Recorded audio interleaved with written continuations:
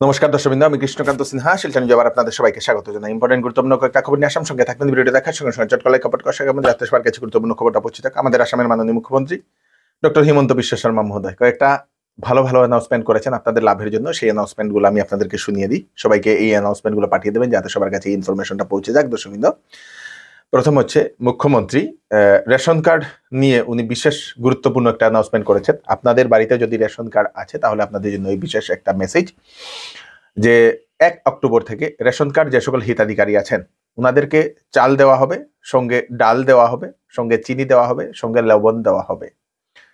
যে সকল ফ্যামিলিতে 5 জন মানুষ তাদেরকে 1 কেজি ডাল, চিনি, লবণ দেওয়া হবে এবং 5 জনের যদি বেশি হয় তাহলে সেই সকল পরিবারকে প্রতি রেশন কার্ড যারা রেশন কার্ড হোল্ডার আছেন ওনাদেরকে 5 জনের বেশি হলে 2 কেজি ডাল, 2 কেজি চিনি, 2 কেজি লবণ দেওয়া হবে বলে মুখ্যমন্ত্রী সেটা জানিয়ে দিয়েছেন। দর্শকবৃন্দ, বলে দিয়েছেন যে যেটা ডাল যেটা দেওয়া হবে সেই ডাল বাজার থেকে 25 টাকা কম থাকবে, তারপরে চিনি বাজার থেকে 25 টাকা কম থাকবে, লবণ বাজার থেকে 10 টাকা কম থাকবে বলে মুখ্যমন্ত্রী সেটা জানিয়ে দিয়েছেন।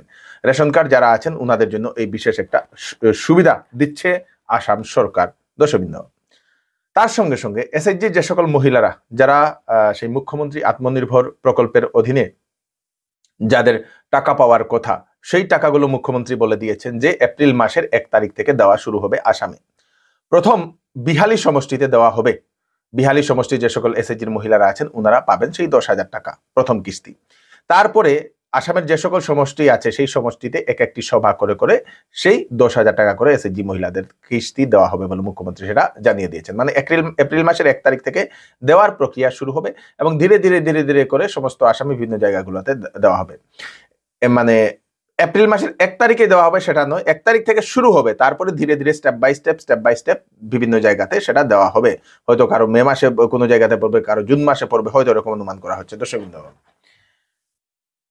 মুখ্যমন্ত্রী বলে দিয়েছেন যে সেপ্টেম্বর মাসে নতুন করে 2 থেকে 4 লক্ষ মহিলারা পাবেন নতুন অরুণোদয়। নতুনভাবে অরুণোদয়ে যারা আবেদন করেছিলেন ওনাদেরকে দেওয়া হবে সেই অরুণোদয় 3 থেকে 4 লক্ষ নতুন অরুণোদয়ের নাম দেওয়া হবে সেপ্টেম্বর মাসে বলে মুখ্যমন্ত্রী জানিয়ে দিয়েছেন। আবার বলে দিয়েছেন 2 থেকে 5 এপ্রিলের ভিতরে পঞ্চায়েত নির্বাচনের দিনও ঘোষণা করা হবে বলে মুখ্যমন্ত্রী সেটা জানিয়ে দিয়েছেন। দর্শক, 2 থেকে 5 এপ্রিলের ভিতরে অ্যানাউন্সমেন্ট করা হবে পঞ্চায়েত নির্বাচনের দিন, কোন দিন হবে সেটা অ্যানাউন্সমেন্ট করা হবে। দর্শক, এপ্রিল মাসের 5 তারিখের ভিতরে। মুখ্যমন্ত্রী আরেকটা জিনিস বলে দিয়েছেন যে যাদের ঘর নেই তারা কিভাবে ঘর পাবেন। বলে দিয়েছেন যে আসামের প্রত্যেক ঘর পাওয়া যে সকল যোগ্য গরিব আছেন ওনারা ঘর পাবেনই, তাতে কোনো সন্দেহ নেই। সরকার তাদের জন্য ঘর দিচ্ছে এবং আমরা তাদের সেই নাম সবকিছু আবেদন প্রক্রিয়া কিভাবে করতে লাগে সেটা মুখ্যমন্ত্রী বলে দিয়েছেন। নাম, আধার কার্ড দিয়ে কিভাবে আবেদন করবে। মুখ্যমন্ত্রী বলে দিয়েছেন যে ঘরে ঘরে মানে গ্রামে গ্রামে সমষ্টিতে সেই জিও ট্যাগিং হবে। জীবিকা সখীর যে সকল আছেন, জীবিকা সখী যারা এসএইচজি হ্যান্ডেল করেন, সেই জীবিকা সখী দিদিরা ওনারা গ্রামে গ্রামে গিয়ে সেই করবেন। দর্শকবৃন্দ, কি বলে জিও ট্যাগিং করবেন। এখন অনেক হয়তো বাড়িতে পাওয়ার যোগ্য কিন্তু জীবিকা সখী গিয়ে পৌঁছায়নি, তাদের কি হবে? তাদের জন্য মুখ্যমন্ত্রী বলে দিয়েছেন যে কোনো গ্রামের যে কোনো ক্লাব, সংগঠন, সংস্থা হতে পারে, ওনারা যদি সেই যোগ্য মানুষের বাড়ির সামনে দাঁড়িয়ে ফটো উঠিয়ে অনলাইনে যদি ওনারা সেই আবেদন করেন, ওনারা আধার কার্ড, মোবাইল নাম্বার দিয়ে, তাহলেও ওনারা পাওয়ার যোগ্য, মানে ওনারা পেতে পারেন বলে মুখ্যমন্ত্রী, পেতে পারেন না, পাবেনই। যদি যোগ্য হয় তাহলে পাবেন বলে মুখ্যমন্ত্রী সেটা বলে দিয়েছেন। তো আপনাদের মনে করুন আপনাদের জিও ট্যাগিং এ আপনাদের হয়নি, তো আপনারা গ্রামের যে কেউ সেটা করতে পারবে, চাহে সেটা সংস্থা হোক, মানুষ হোক, যে কেউ করতে পারবে, আপনার নিজেও করতে পারবেন, অনলাইনে গিয়ে আবেদন করতে পারবেন। তো এখন সেই ঘর পাওয়ার আবেদন করার সেই প্রসেসটা এখন অতি সহজ হয়ে গেছে আমাদের আসামে। দর্শকবৃন্দ, শিলচরের অম্বিকাপট্টিতে একটি ইলেকট্রিক দোকানে ভয়ানক আগুন লাগে আজকে দুপুরবেলা। অম্বিকাপট্টি প্রেমতলার যে মাঝখানে সেই মারুতি হোটেলের পাশে একটি ইলেকট্রিক দোকানে ভয়ানক আগুন লাগে। শর্ট সার্কিটের কারণে সেই আগুনটা লেগেছে বলে সেটা জানা গেছে এবং তাতে দোকানের সমস্ত জিনিসপত্র জলে ছাই হয়ে গেছে। কয়েক লক্ষ টাকার ক্ষতি হয়েছে। তারপরে দমকল বাহিনীকে ডাকা হয়, দমকল বাহিনীরা এসে সেই আগুনটা নিভাতে ওনারা সক্ষম হয়েছেন। আজকে দুপুরবেলা সেই ঘটনাটি আমাদের শিলচর শহরে ঘটে। দর্শকবৃন্দ, আজকে আমাদের শিলচর বিধানসভার অধীনে প্রধানমন্ত্রী আবাস যোজনা এর মোট 2323 জন হিতাধিকারীকে প্রধানমন্ত্রী আবাস যোজনার প্রথম কিস্তির যে স্যাংশন লেটার ৬৭,৫০০ টাকা সেই স্যাংশন লেটারটা দেওয়া হয়েছে। দশমিক উপস্থিত ছিলেন আমাদের শিলচরের মাননীয় বিধায়ক শ্রী দীপায়ন চক্রবর্তী মহোদয়। সেটা শুধু গ্রাম্য অঞ্চলের হিতাধিকারীরা পেয়েছেন, শহরাঞ্চলের হিতাধিকারী এখনো বাকি আছে বলে সেটা জানিয়ে দেওয়া হয়েছে। তাছাড়া আমরা জানলাম লক্ষ্মীপুর সমষ্টিতে ৪,০৭৮ জন হিতাধিকারীকে স্যাংশন লেটার দেওয়া হয়েছে, ধোলাইয়ে ৪,৩১৩ জনকে সেই স্যাংশন লেটার দেওয়া হয়েছে। হাইলাকান্দি জেলাতে মোট ১৪,০৫২ জন হিতাধিকারীকে স্যাংশন লেটার আজকে দেওয়া হয়েছে প্রধানমন্ত্রী আবাস যোজনার।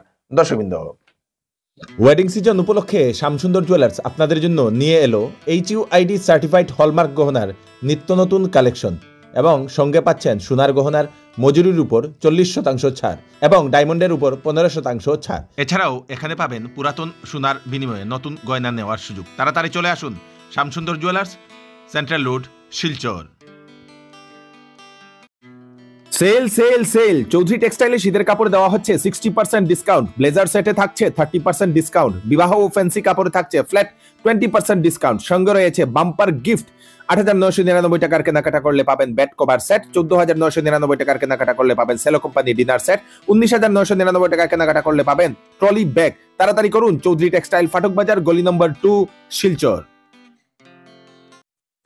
শিলচর মেডিকেল কলেজ এবং হাসপাতাল নিয়ে প্রতিদিনই অভিযোগ, মানে রেগুলার আমরা দেখি সেই অভিযোগ উত্থাপন হয় অনেক মানুষের, বিশেষ করে চুরি নিয়ে অনেক অভিযোগ উত্থাপন হয় অনেক সেই পেশেন্ট এবং পেশেন্টের পরিবারদের।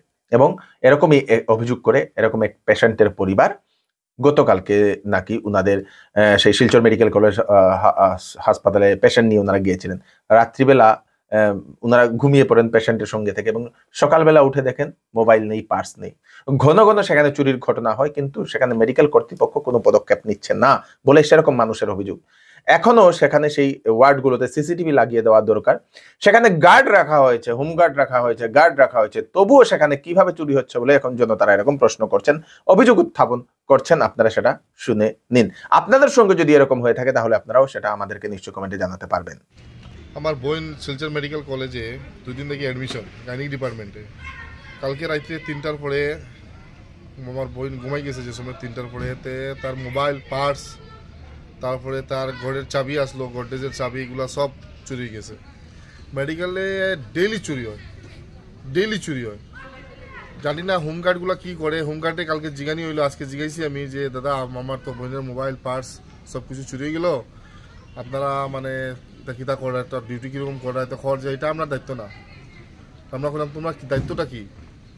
তোমার স্যালারি আছে 23,800 টাকা, একটা হোমগার্ডের স্যালারি 23,800 টাকা, লেকিন মেডিকেলে ডেইলি চুরি হয়। সরকারে অত টাকা খরচ করে একটা হোমগার্ডের পিছনে, মাসে 12-13 লাখ টাকা হোমগার্ডের স্যালারি দেওয়া হয়, সব হোমগার্ড মিলিয়া, লেকিন মেডিকেলের ডেইলি চুরি হয় দাদা।